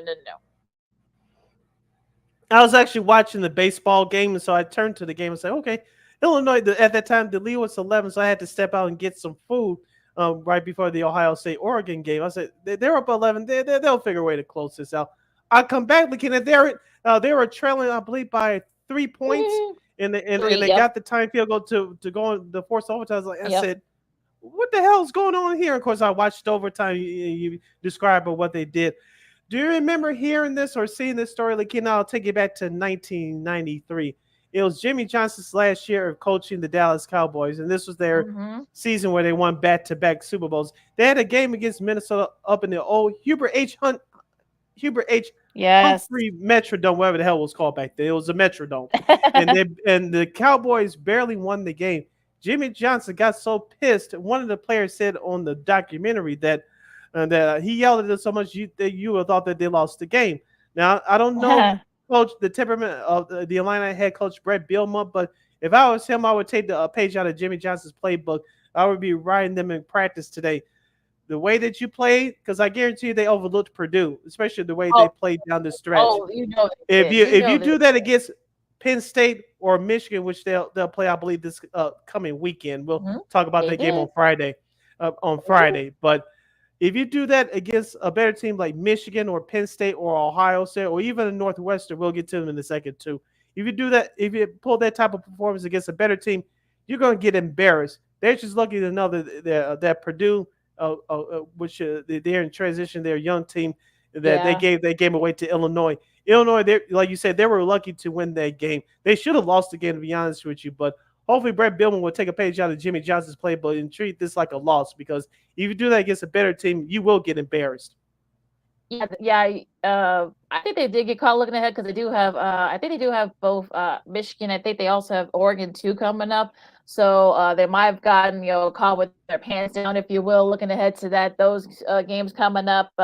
Purdue, to their credit, though, they gave Illinois all they can handle. But that should have been a loss. But I think we both can digress there. Vanderbilt, bring out the Vandies, bring out the Commodores. No, not the former Landon Richie Sidney group. Not those Commodores. They got a nice win in Kentucky. I think this is their first win against Kentucky in like about 12 years or something like that. Diego Pavia, who has become kind of like a cult figure down there in Nashville, he threw for 143 yards and 2 TDs. Excuse me. And I mean, this is sort of one of those games where they're 4-2. Vandy is. They're only a couple of games away from being bowl eligible, and I think they can do that. But just an amazing feat for the folks down there. I know they're partying down there in Nashville. Yeah, we talk about a young team that's trying to establish themselves, establish an identity. Then let the Alabama victory from last week go to their heads. They took care of business, as you mentioned, and now they could be bowl eligible with a couple more wins. I'm not saying they're going to go to the SEC championship game. I don't think that's going to be possible, but they could be one of those teams coming down the stretch that they could put a scare into a couple of those top dogs in that conference. Well, yeah, if you see Vandy's schedule, all the rest of their schedule, I think Georgia's one of those teams in that schedule. Do not take them lightly, because they will get you going there. Now, Northern Illinois, they held off Bowling Green State University, so nice to see they're starting to get back on. That's good to see there. Let's see here. Oh, Syracuse, our buddy Dave Kerner, of course, the retired long-time sports secretary for WBBM News Radio. Of course, he's a Syracuse grad. I know he's feeling pretty good about his squad right now. 24-17 over NC State. Your buddy PJ Fleck got a nice win over in Los Angeles. Hey! Minnesota beat UCLA. They had to get a couple of defensive stops there, but look, they go to 4-3. They're a couple of games away from being bowl eligible. And look at their schedule real quick. I'll get it up here, but they may have a shot perhaps getting bowl eligible. I know they're smarting from that loss. But look, they got Illinois coming up in a couple of weeks. They got Maryland, Rutgers. They got Penn State and Wisconsin too. So I think they can get a couple more wins out to get bowl eligible. But I think they're gonna want more. So knowing them, but yeah, nice showing by no letdown from that Michigan. USC, what I should say. Yeah, they trailed UCLA 10-0 at half. I did check out a little bit of this game. Minnesota did turn around that second half. Max Brosmer had a touchdown pass late to Darius Taylor for them to go back up ahead. And also, too, their stud running back for the Golden Gophers, say that 5 times fast. Darius Taylor had an outstanding performance. He had a late touchdown there, too, in that second half. So, PJ Fleck, I told you he's a poor man's Pete Carroll. He finds a way to motivate his guys, and they were motivated in this. In the second half, outscoring UCLA 21-7 that second half. Should be a good one against Illinois coming up in a couple of weeks. So Illinois, don't sleep on Minnesota. So we'll see what happens there. I want to give a small shout out to the other teams that are undefeated. I know we talked Liberty. Of course, they won their game early last week.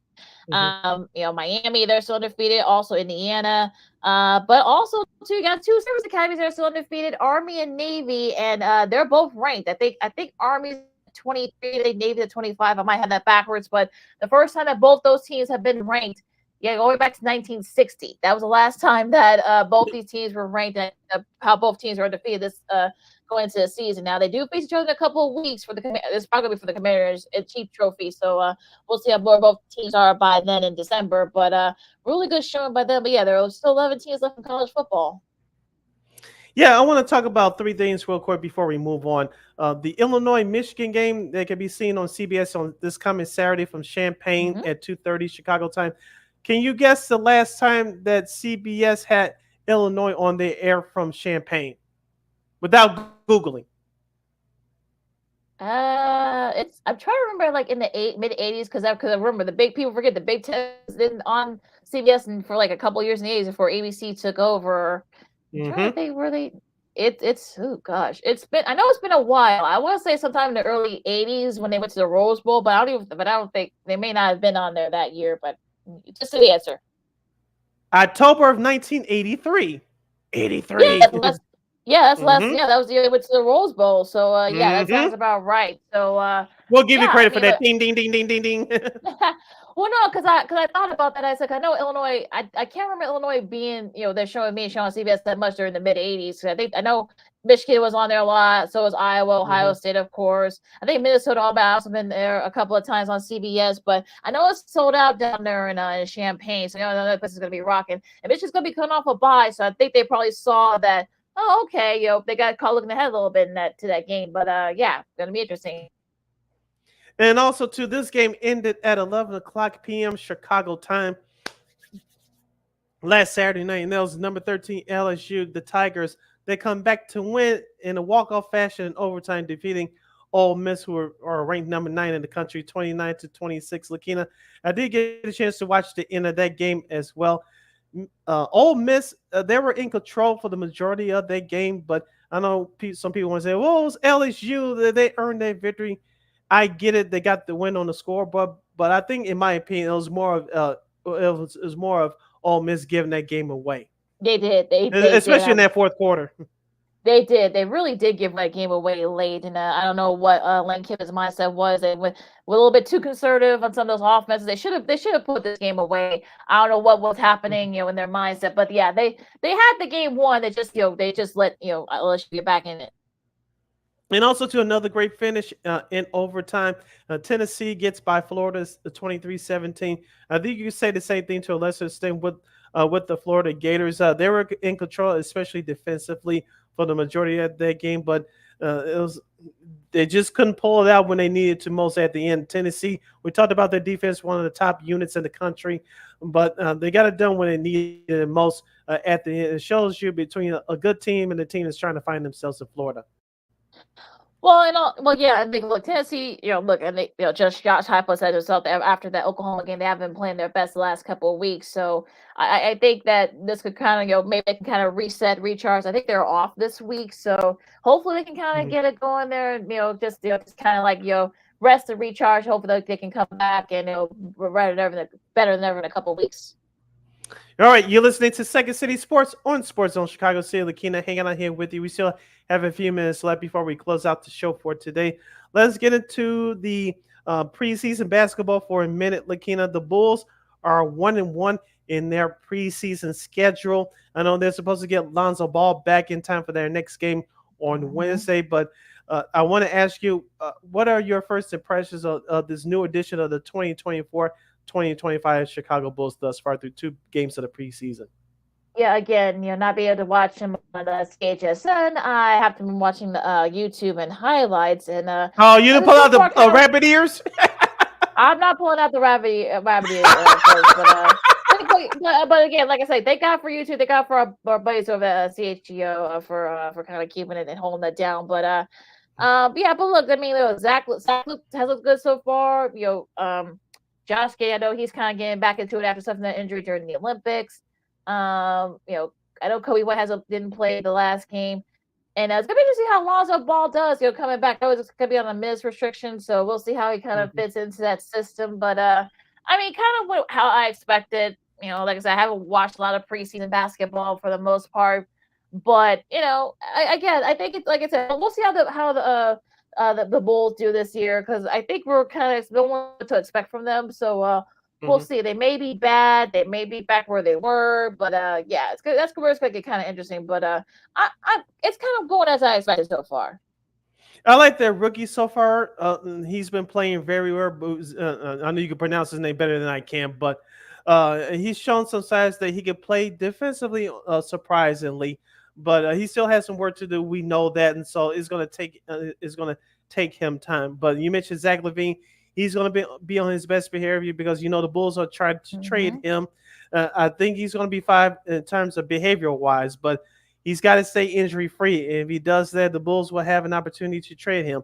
Nice look, talking about facial wise by Nikolai Vucevic. So he may be another trade candidate come trade deadline as well. We'll see about that. But the way that the Bulls have been playing, I know they blew a big lead against Memphis the other night in their preseason home debut. But the way the Bulls want to play this year, they're talking about another fast tempo pace, I think is best set for them because of what Arturas Karnisovas and Mark Evans, what they want to do. I think Billy Donovan, if with this kind of style, once hopefully he can get his kind of players in there, they're going to go.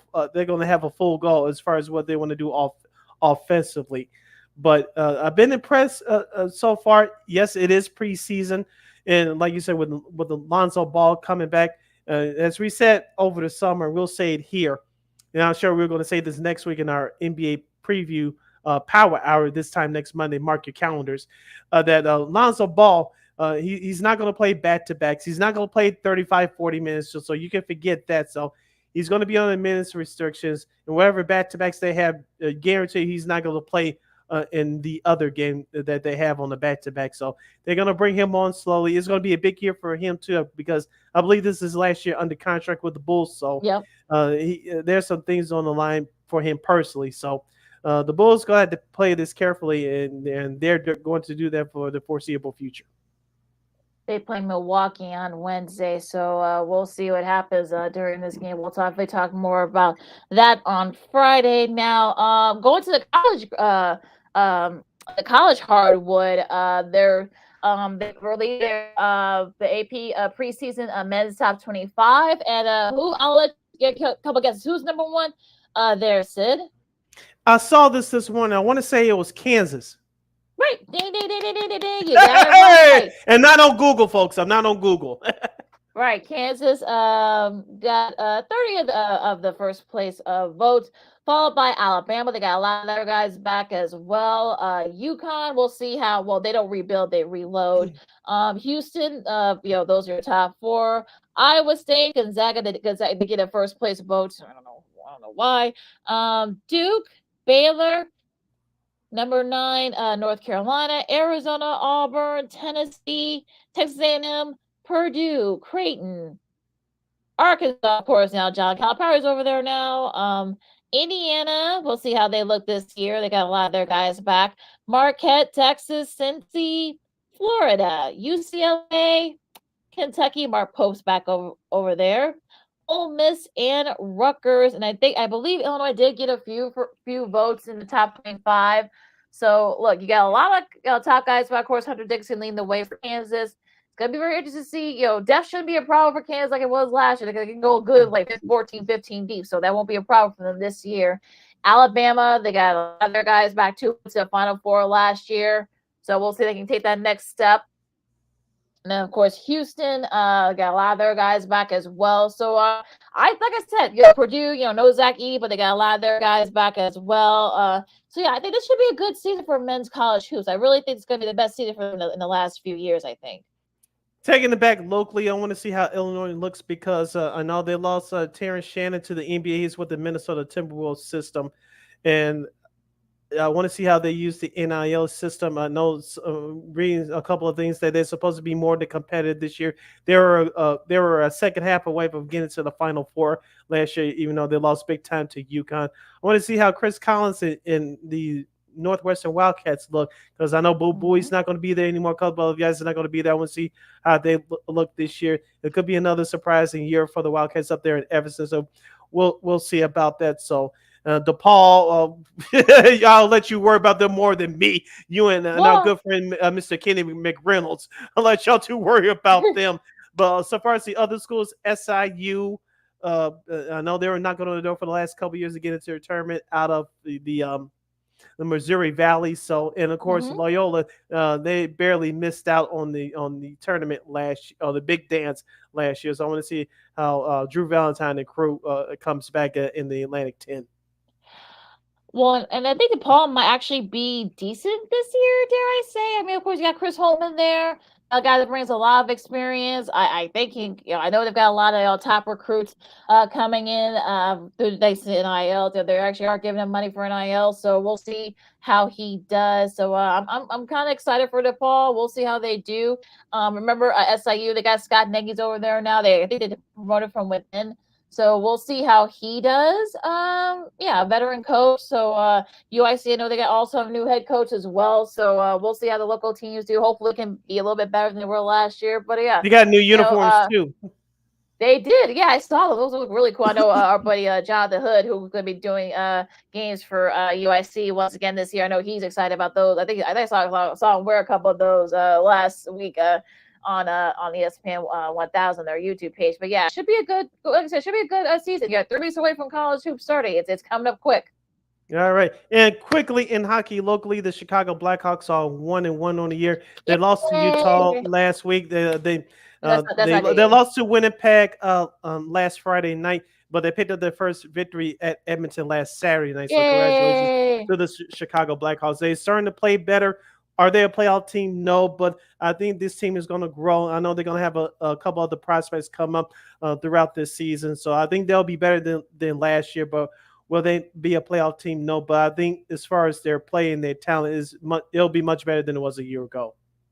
And it seemed that the Utah Football Clubs are going back because they don't have a nickname yet. But the hockey club. It looks really. Yeah, the hockey club, and it'll be interesting to see how that looks. But yeah, because they don't have a name yet, go figure. But the arena looks good. I'll say that. I mean, it looks like that was a cool arena to look at from on hindsight. So the Utah Hockey Club is going to be called for the next year. So don't ask why. But yeah, they're playing in the same arena as the Utah Jazz at the Delta. I know it's not called the Delta Center anymore, but us old schools will call it the Delta Center. So.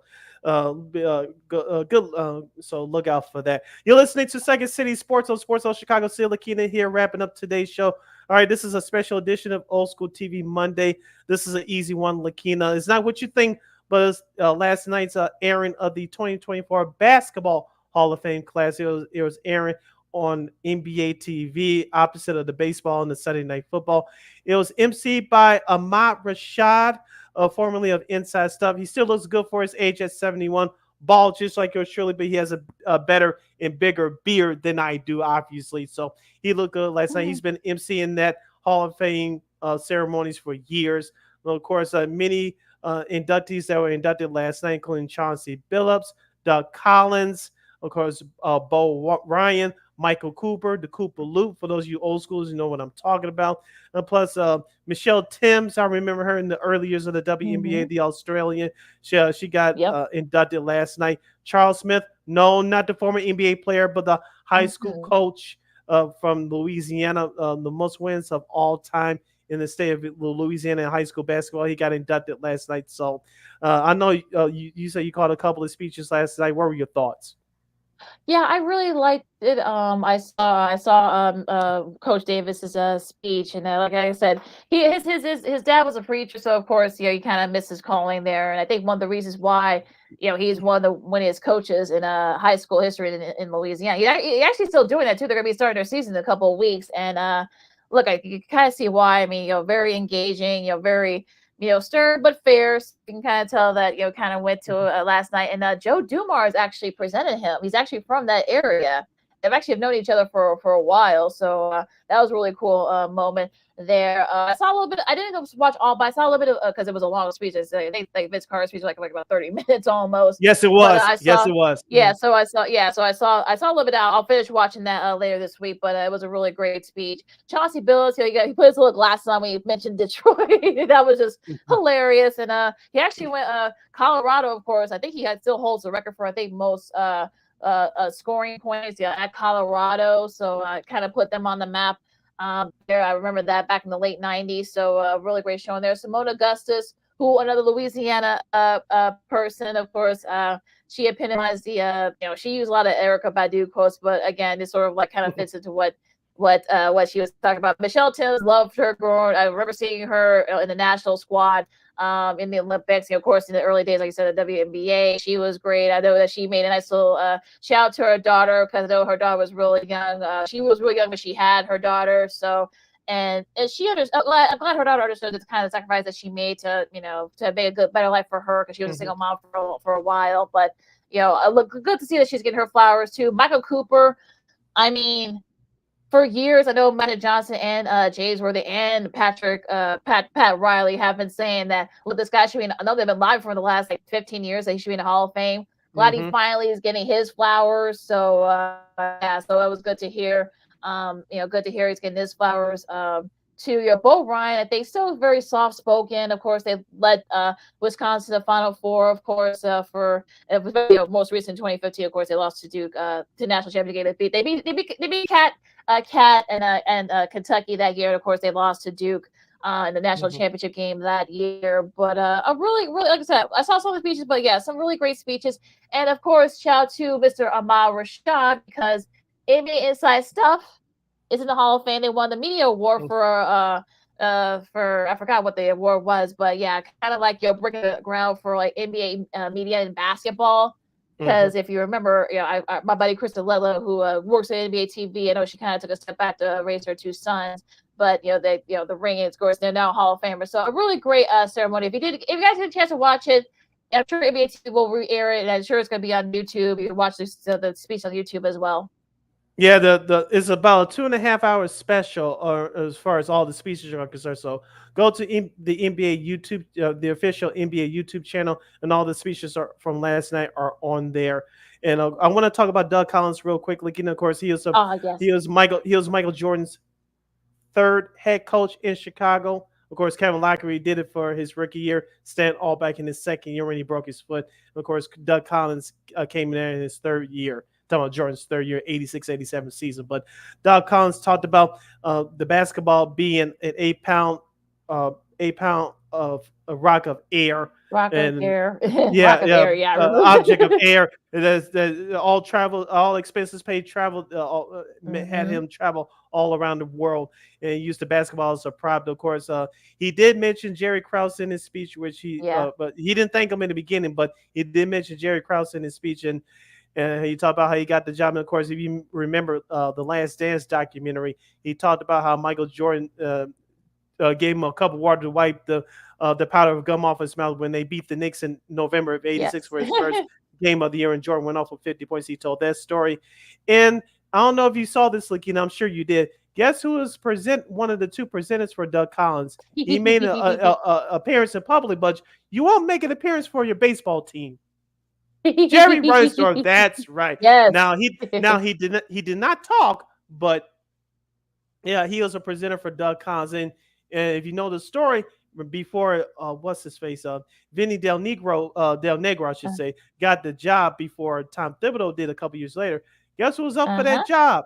Doug Collins, and Jerry Reinsdorf didn't want to hire him then, but that's a whole nother story for a whole nother time. But it was interesting to see him up there. Of course, his son Michael Reinsdorf was in the audience, sitting next to John Paxson when they showed those two a couple of times during Doug Collins' speech. And so, but congratulations to Doug Collins for that was a great speech, making it to the Hall of Fame. And he brought up the '72 Olympics.